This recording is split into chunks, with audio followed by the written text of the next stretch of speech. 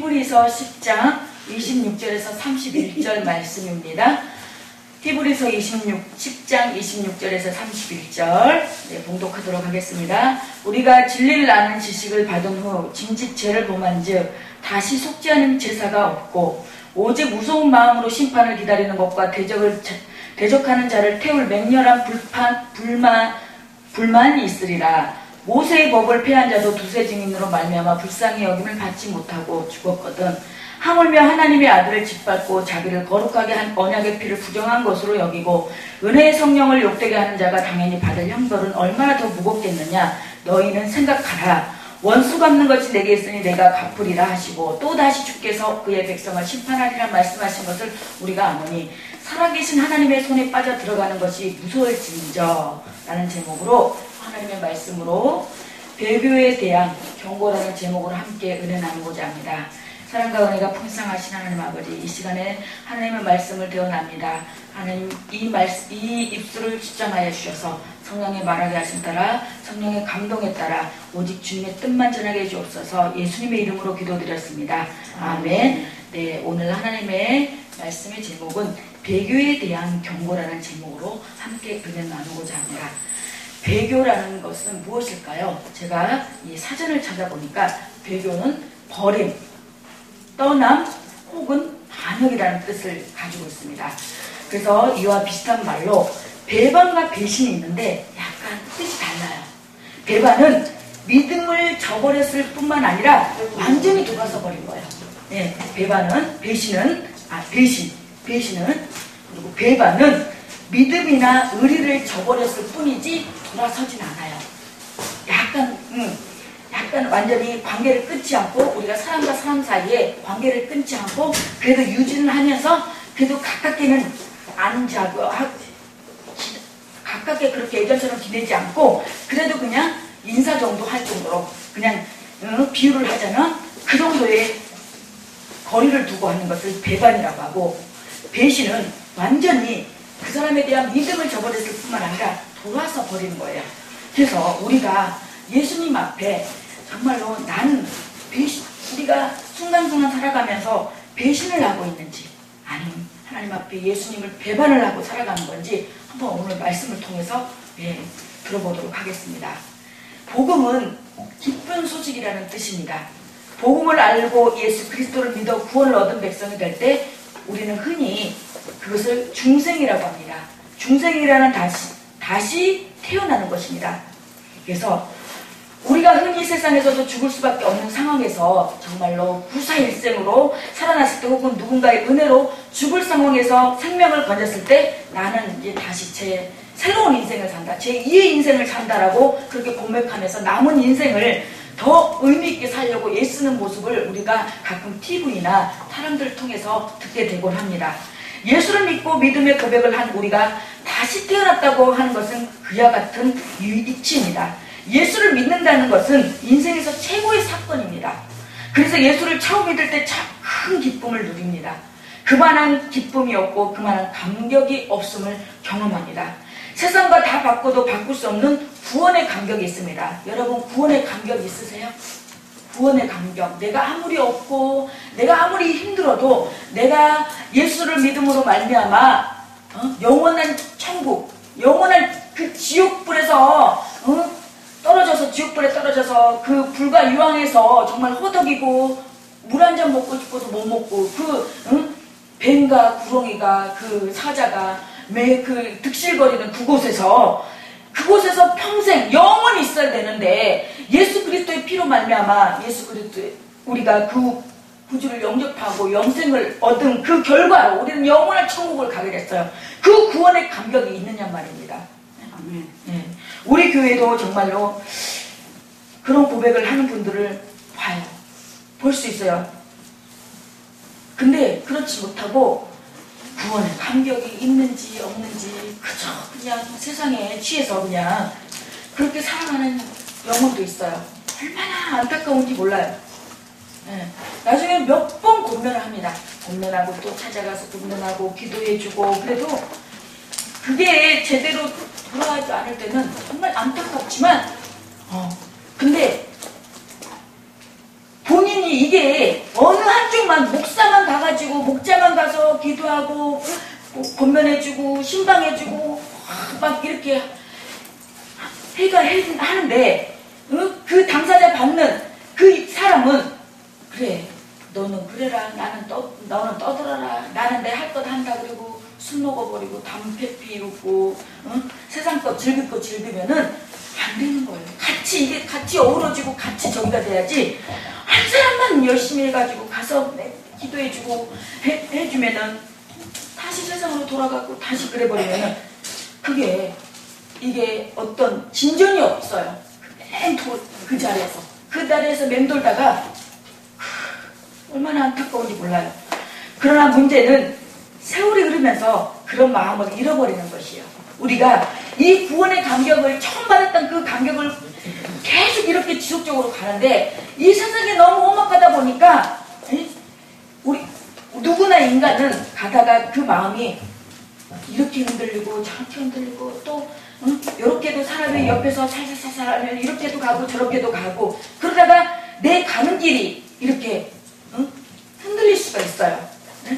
근데 왜 예수를 믿은 지 오래될수록 그렇게 마음의 기쁨을 잃어버린 것입니까? 물론 우리가 정말 믿음으로 살려고 몸부림칠수록 더 어려움도 있습니다. 그런 어려움은 우리가 마음을 일시적으로 누릴 수 있습니다. 믿음이라는 것이 근본적으로 세상의 흐름을 거스르는 것이기 때문에 우리가 정말 믿음의 본질을 알고 믿으려고 할수록 우리에게 어려움이 더 커질 수 있습니다. 근데 많은 한국교회들이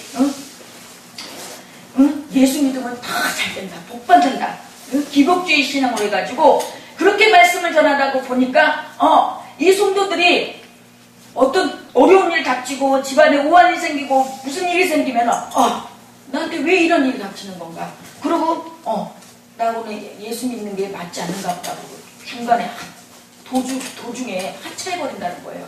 근데 분명 우리가 예수를 믿어도 고난과 역경이 있어요. 왜? 우리가 예수를 믿고 바로 축복을 줘버리면 그 예수님에 대한 그 사랑이 예수님에 대한 그 능력과 그 모든 것들을 우리가 바로 알 수 있을까요? 그렇지 않거든요. 그렇기 때문에 더 우리에게 믿음의 견고한 믿음을 주기 위해서 때로는 태풍도 좋다가 비바람도 좋다가 우리의 믿음을 자꾸 시험하시는 거예요. 그래서 오늘 읽은 이 히브리서는 믿음장이라고 해요. 믿음장. 믿음장에 보면 우리가 이 믿음이 여기서 나오는 거예요. 진가가. 순탄하고 잘 나가고 할 때는 우리 믿음 누구나 잘 할 수 있어요. 그렇지만 정말 진짜로 욥처럼 구약 성경의 욥처럼 정말 재산 다 뺏기고 자식 다 뺏어가고 그랬을 때 정말 그 믿음은 지킬 수 있냔 말입니다. 그러기 위해서 우리 이 시련의 시험은 테스트도 있고 또 욥도 몸은 치되 시험을 하되 몸은 치지 말고 사단을 통하여서 시험을 했어요. 하나님이. 이래도 네가 욥은 정말 순전한 사람이었어요. 의인이었어요. 근데 네가 네 자식 다 뺏기고 재산 다 뺏어가고 해도 네가 그래도 예수 믿을까? 하나님이 몸은 치지 말라고 하면서 욥을 시험했어요. 요즘 욥은 어떻게 됐나요? 통과했어요. 통과하고 나니까 100배 그 배로 축복을 받게 됐어요. 배로. 그래서 우리가 반드시 나에게 어려움이 있을 때 그래요. 우리 오시는 성도님 중에 다리가 너무 아프대요. 다리가 너무 아파서 와서 기도도 받고 하시고 와서 예배 드려라 그랬더니 지금 한 주간 일주일 동안은 병원에서 걷지 말라고 했다고 못 온다는 거예요.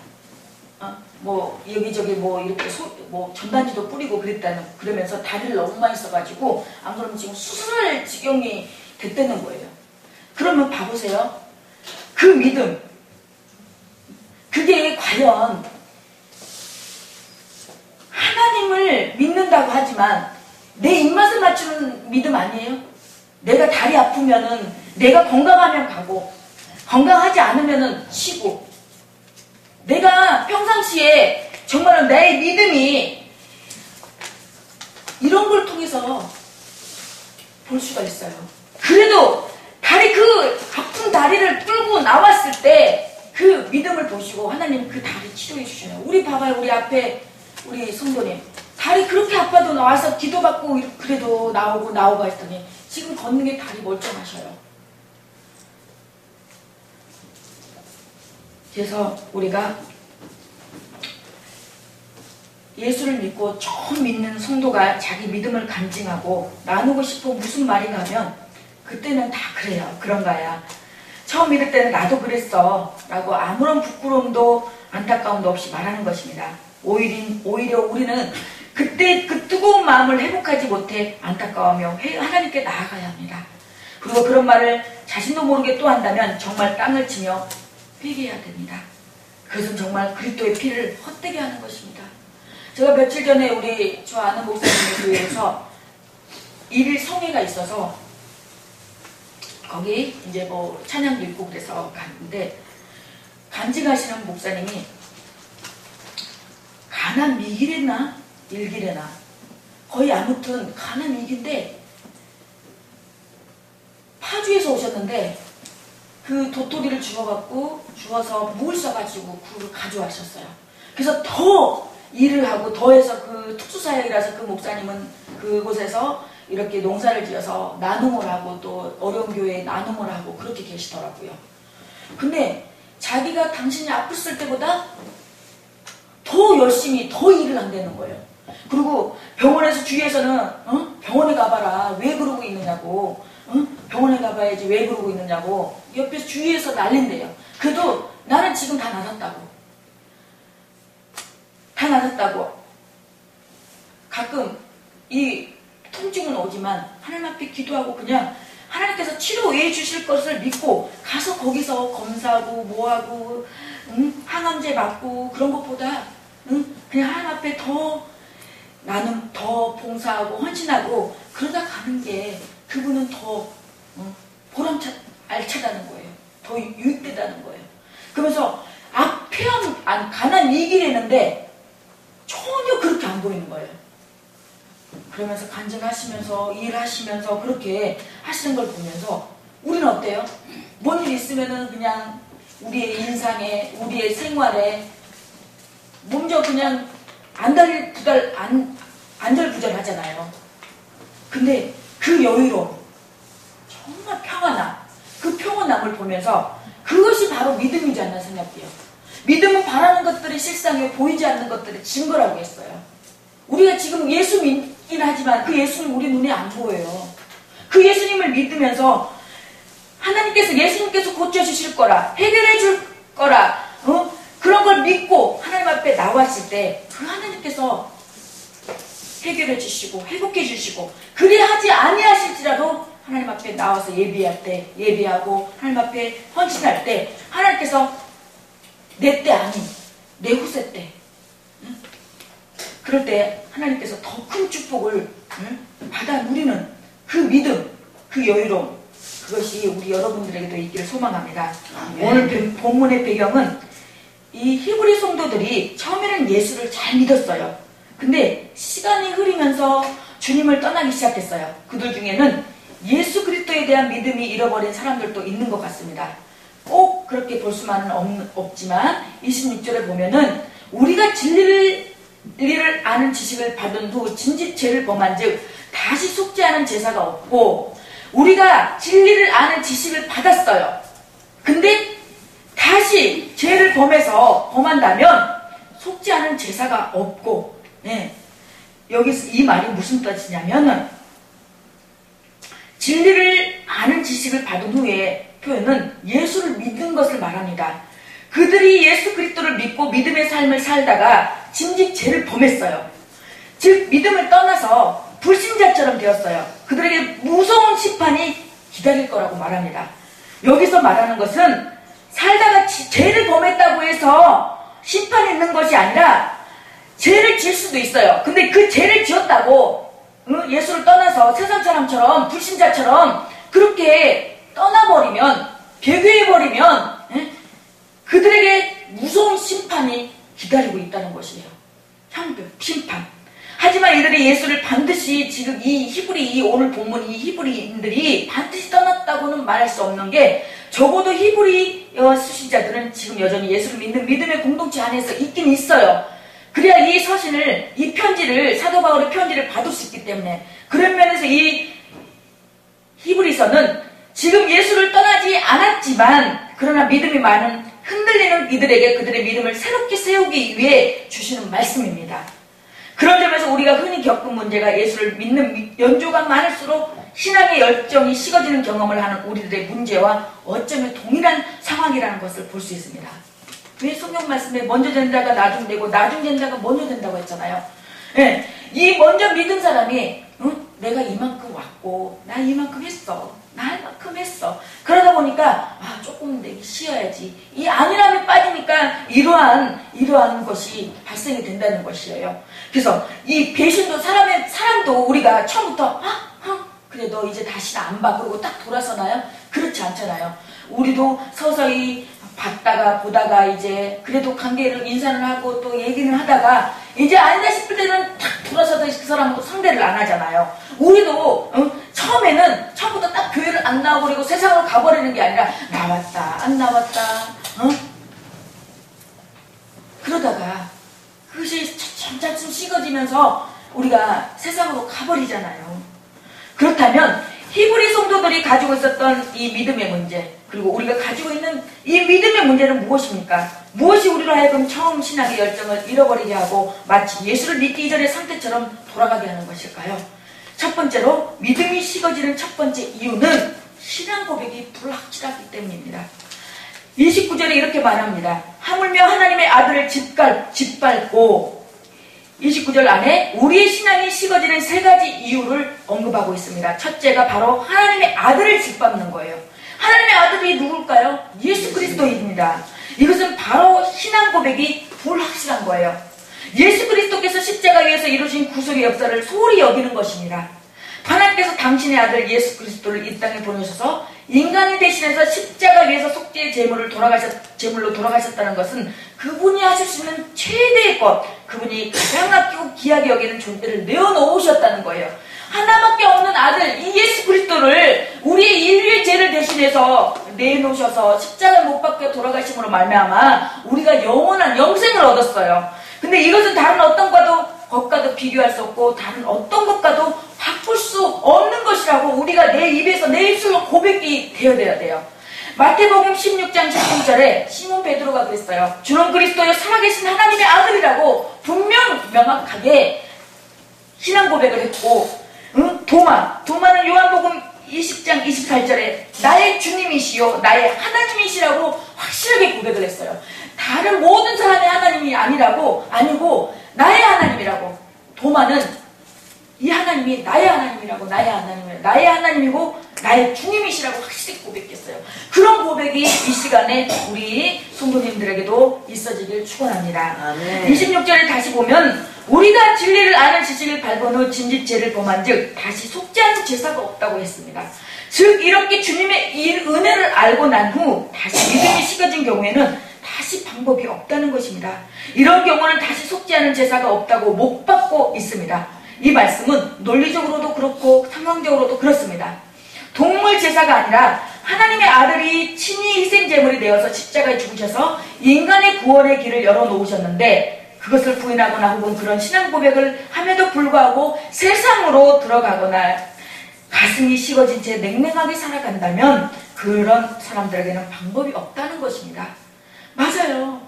우리 오는 그 성도님 한 분도 우리가 와서 말씀 듣게 하려고 와서 금요일날 와서 선교방송하자 저거 촬영해라.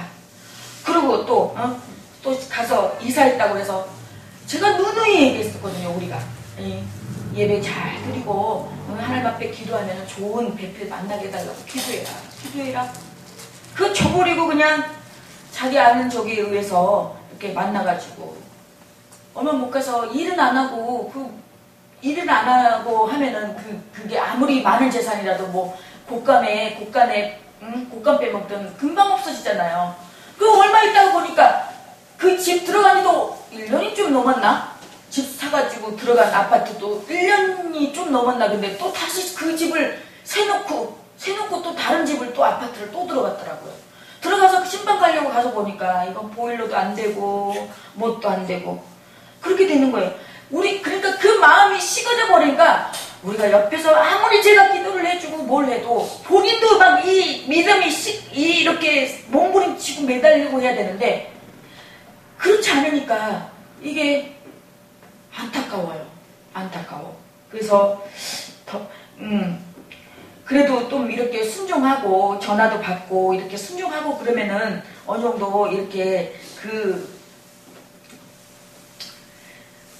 본래 상태로는 가지는 어떤 완전히 기울어지지는 않겠지만은 본인이 그렇게 받아들이지를 못하니까 그게 쉽지만은 않은 것 같아요. 그게 맨날 말씀 듣고 가서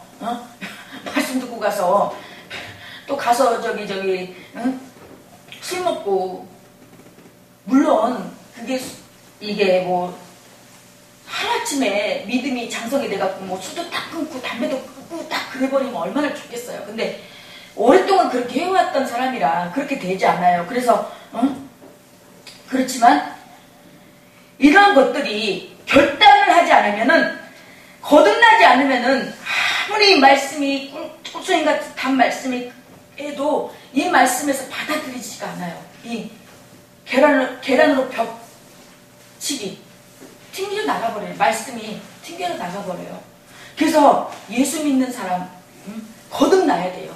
회개의 역사가 있어져야 되고 하나님을 만나야 돼요. 그렇지 않으면은 거듭나지 않으면은 심각하게 그렇게 모든 것이 영육으로 기울어질 수밖에 없다는 것이죠. 예. 그래서 우리는 예수님께서 다시 십자가에 죽어야 되겠냐고 만약 그렇지 않으면 반문하고 있는 것이죠. 그에게 기다리는 것은 무서운 심판밖에 없다고 말씀합니다.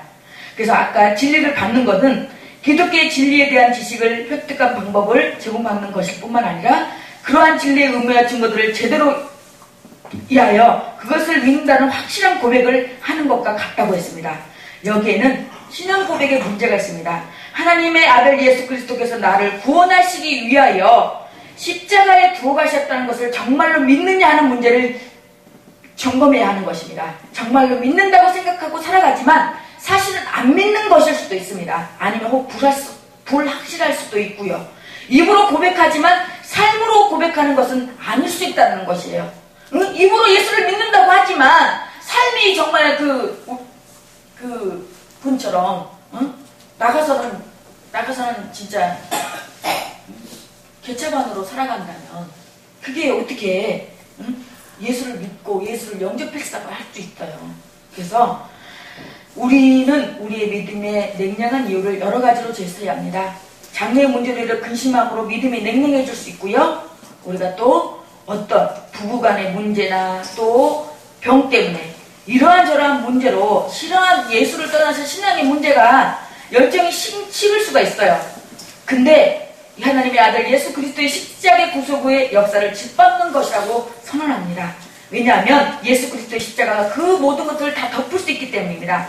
하나님은 당신의 놀라운 사랑의 그 모든 장애물을 넘어 고난과 어려움을 이기고 승리할 수 있음을 보여주기 원하십니다. 그래서 두 번째로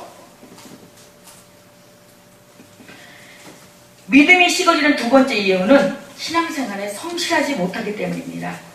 29절 중간에 보면 자기를 거룩하게 한 언약의 피를 부정한 것으로 여긴다는 말씀입니다. 예수 그리스도의 은혜를 우리는 거룩함을 받은 자들입니다. 제사함 중상 하나님의 자녀가 되는 것입니다. 그런데 이런 은혜를 부정한 것으로 여깁니다. 대수롭지 않게 생각하는 것으로 입술로는 믿음을 고백하지만 삶은 전혀 그 고백에 걸맞지 않게 살지 못합니다. 걸맞지 않게 삽니다. 그래서 골로새서 3장 22절에서 25절 보면은 종들아 모든 일에 육신이 상견들에게 순종하되 사람을 기쁘게 하는 자와 같이 눈가림만 하지 말고 오직 주를 두려워하여 성실한 마음으로 하라고 말씀하고 있습니다. 성실한 마음. 주인이 있을 때는 열심히 하는 척하고 주인이 없을 때는 그냥 살살살살 그렇게 하지 말고 요런 것 그렇게 좋은 말로 하면은 요런 것 그렇게 하지 말고 정말 진심으로 하라는 거예요. 성실하게. 예? 성실하게. 우리가 예수를 믿을 때도 성실하게 꾸준히 그냥 자기 믿음 막 이제 막 불타올랐을 때는 막 수요 예배 금요 예배 막 나왔다가 어떤 일이 터진다 그러면은 또 시들어져 갖고 주일 예배도 간신히 간당간당 나와요. 그렇게 하지 말라는 거예요. 그러든 저러든 내 상황에 어찌하든 간에 그냥 예수 그리스도의 그 은혜에 보답하는 마음, 감사하는 마음으로 꾸준히 그렇게 나오라는 거예요. 그래서 시편 37편 37편 3절에도 여호와를 의뢰하고 선을 행하라. 땅에 머무는 동안 그의 성실을 먹을거리로 삼을지어다. 성실을 먹을거리로 삼으래요. 우리가 무슨 양식이 먹을거리가 아니라 성실을 먹을거리로 삼. 우리가 성실하면 먹을거리 뭐 이런 것들 다 왜 부지런하면은 일찍 나는 제가 빨리 먹고 뭐지? 그런다고 했잖아요. 그런 것처럼 우리가 성실하면 다 먹고 살게 돼 있어요. 네. 네. 그래서 잠언 28장 18절에서 20절에 보면은 잠언 28장 20절에 보면 충성된 자는 복이 많아도 속히 부하고자 하는 자는 형벌을 면하지 못하리라고 했어요. 그래서 충성된 자 지극히 비가 오나 눈이 오나 그 주인에게 충성된 자는 복이 있지만 속히 그냥 어떤 그냥 속임수를 써서 속히 막 빨리 성공하고자 하고 빨리 부자가 되고자 하는 자는 형벌을 면하지 못한다고 했어요. 그래서 구약시대에는 제사를 지내면 제물로 바쳤던 것들 중에서 먹을 것도 있었는데 예수를 믿은 후로는 그런 것도 없다고 불평한 사람들이 있었을지도 모릅니다. 즉 이유는 이유 있는 불성실입니다. 신학적 오해가 신앙의 불성질을 가져옵니다. 자유, 본질 이런 말들이 신앙적 성질을 빼앗아갑니다. 본질이 무엇이냐는 질문을 많이 합니다. 일주일 동안 아무렇게나 세상에 살고는 주일 예배 1시간 예배 잘 드리면 그게 진정한 예배자가 되는 것인지 이제 질문해 왔습니다. 하지만 이런 질문을 오랫동안 하는 동안 오늘날 교회들은 1시간 주일에 드린 예배를 소홀히 하게 되었습니다. 삶이 변해야 된다는 것입니다. 삶을 엉망으로 살면서 예배만 잘 드리면 뭐하냐는 것입니다. 그러니 다시 생각해 보십시다. 일주일 동안 열심히 살고 그 결과를 주일에 와서 1시간 예배를 드리는 것이 옳습니까? 아니면 일주일 동안 실패하고 주님의 자녀답지 못하게 살았지만 주일에 주님 앞에 나와 1시간 정말 진심으로 전심으로 예배하며 믿음의 회복을 구하고 새롭게 은혜를 받아 또 한 주간 주님의 능력을 살아가는 것이 옳습니까? 어느 것이 더 복음적인가요? 네? 전자인가요? 후자인가요? 후자죠. 그렇습니다. 전자의 경우 옳은 자세이긴 하지만 자신도 모르는 사이에 점차 예배를 소홀히 하게 됩니다. 오늘날 예배를 소홀히 여기는 현상이 보편화되어 있습니다. 예배가 나의 삶을 지배한다는 것을 잊고 살아갑니다. 얼마 전 어느 분이 하시는 말씀을 들었는데 앞에 나와서 예배를 드리고 나는 이렇게 말했다고 합니다. 모처럼 앞에서 예배 드리니 은혜가 되더라 그랬답니다. 그래서 예배가 나의 삶을 지배합니다. 만약 매 주일 예배 때마다 그런 마음으로 예배한다면 하나님께서 얼마나 우리에게 은혜를 주시겠습니까? 그냥 앞자리가 비어서 나와서 예배를 드렸는데도 그렇다면 매번 하나님께 가까이 가려는 마음으로 예배할 때 하나님께서는 정말 큰 은혜를 주실 것입니다. 그리스도인은 우리 하나님의 자녀들은 성실해야 합니다. 그래야 우리의 마음이 회복됩니다. 하나님을 사랑해야 하고 열심으로 주님께 나아가야 합니다. 그래서 예수를 믿은 횟수가 많을수록 더 뜨겁게 주님을 사랑하는 마음이 간절하고 깊게 커지는 것입니다. 이런 은혜가 우리에게 있어지길 축복합니다. 마지막으로 믿음이 식어지는 세 번째 이유는 성령의 능력을 의지하지 않았기 때문이에요. 이 성령의 은혜에 민감하는 것은 믿음에 의해 매우 중요합니다. 본문에는 은혜의 성령을 녹되게 하는 자라고 말씀합니다. 성령께서는 우리가 어떻게 살아야 하는지를 알려주시고 예수님의 말씀을 기억나게 하고 우리가 약속할 때 우리를 대신해서 기도해 주시고 있다고 했습니다. 성령님은 우리의 인생의 가이드예요. 왜 우리 여행 가면 여행 가이드가 있잖아요. 그런 것처럼 우리 예수 믿는 자들은 성령님이 우리 인생의 가이드예요.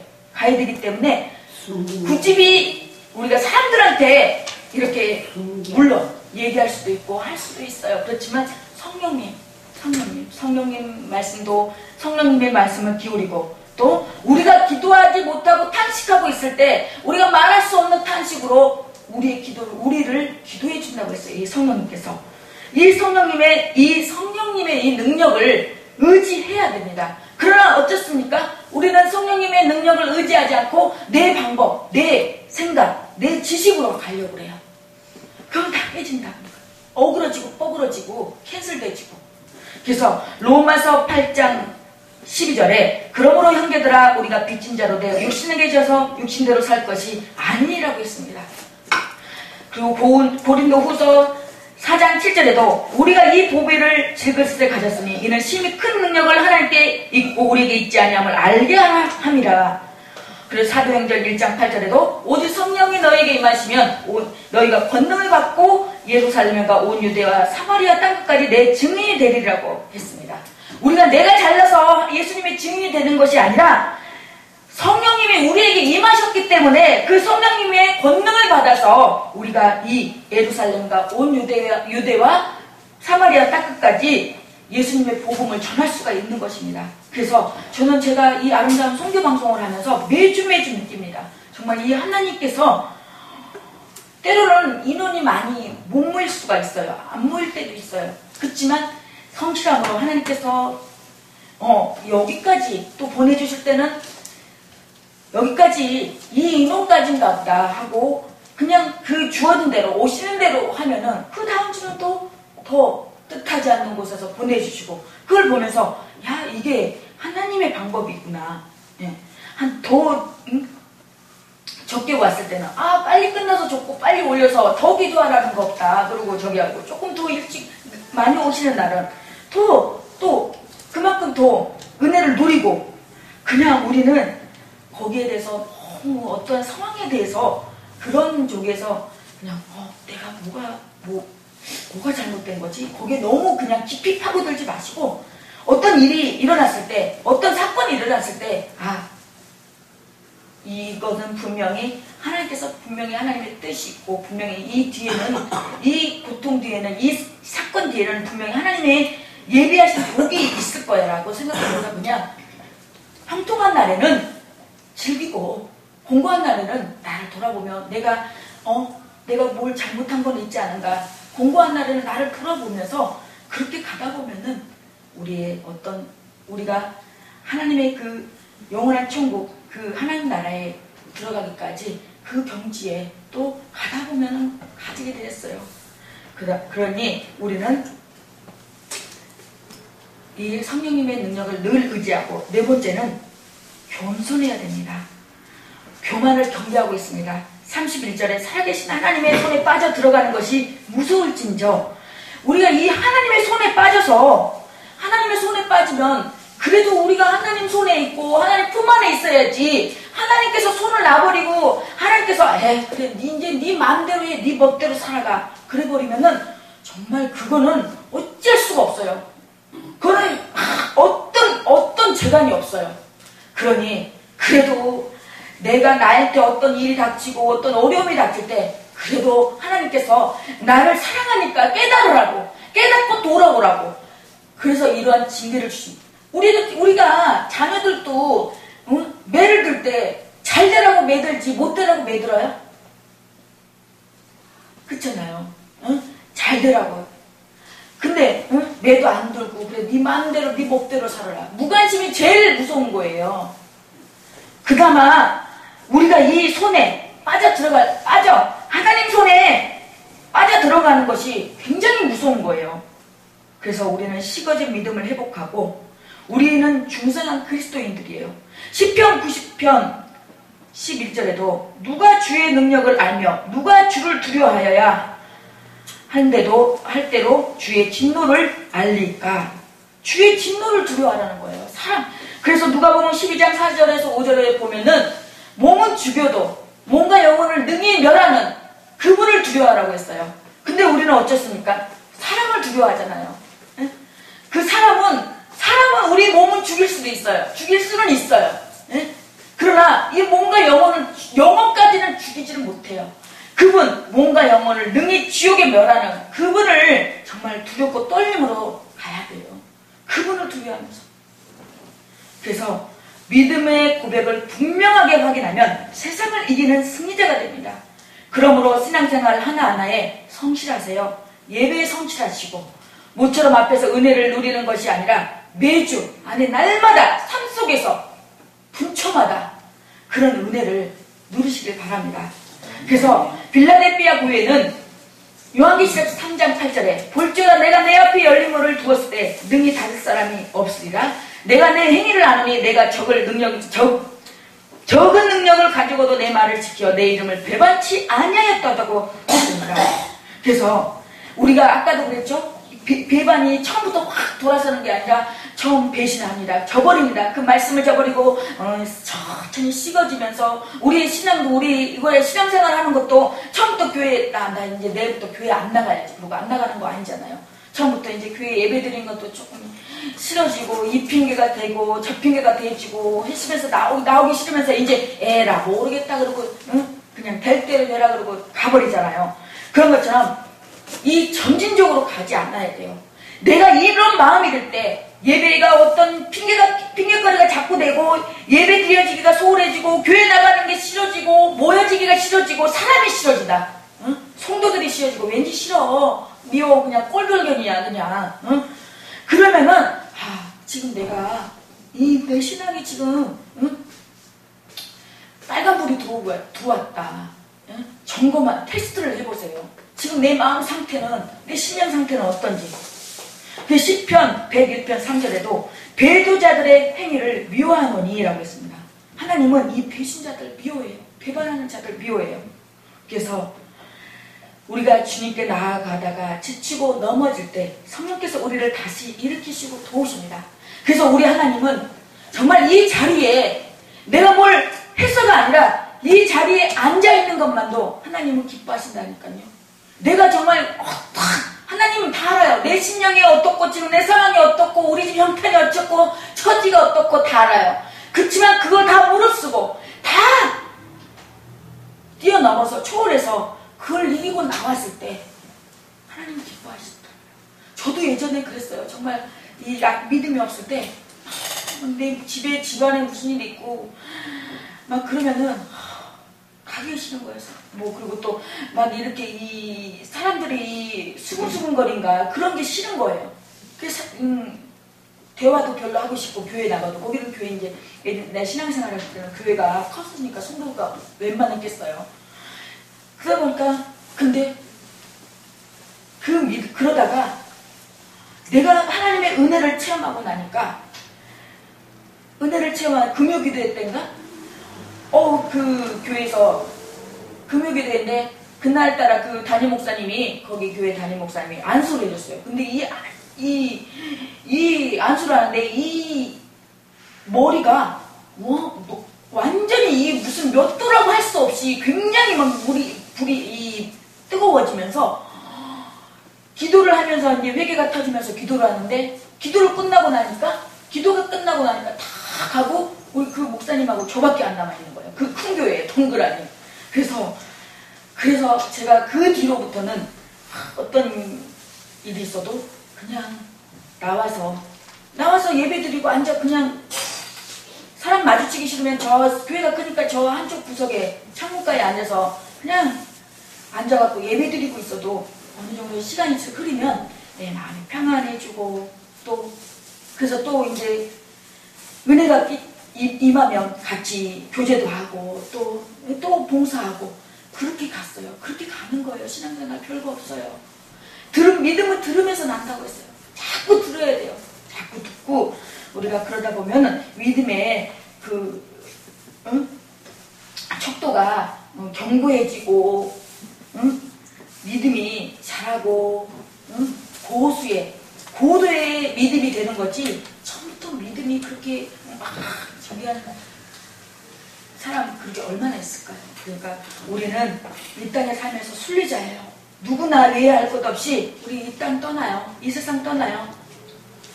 응? 이 땅의 삶은 잠시 잠깐이에요.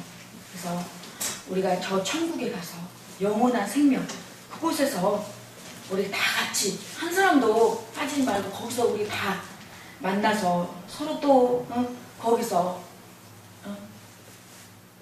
즐거운 시간을 갖는 우리 귀한 우리 저와 우리 어르신들 다 되시기를 예수 그리스도 이름으로 간절히 축원합니다. 아멘. 우리